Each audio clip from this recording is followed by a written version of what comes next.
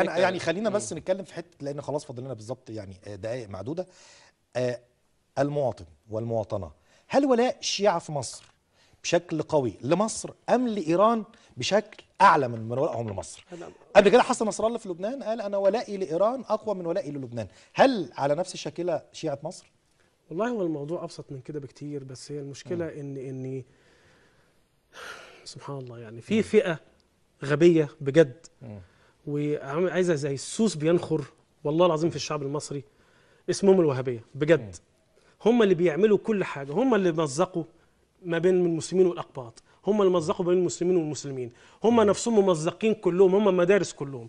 ده اولا. ثانيا حضرتك انا عرفت نفسي ان انا قلت حضرتك ان انا كنت سلفي وتشيعت، انا ما كنتش شيعي. انا والدي حاصل على ماجستير في اصول الفقه السني. الاستاذ اللي بيقول اللي اتبرأ احصائيات منك. انت كذاب. لا اتبرأ منك، انت والله كذاب. اتبرأ هل منك والدك واخواتك سني ولا ضربوك. كذاب، انت كذاب والله اتبرأ منك والله انت واخواتك كذاب. ضربوك والله. عشان زوجتك بتتصل بالشيعه وبتقول لهم زواج المتعه، صح؟ يعني صح ولا لا؟ لا بلاش تجاوز. يعني اجيب تسجيلات بكده؟ لا استاذ محمود بلاش.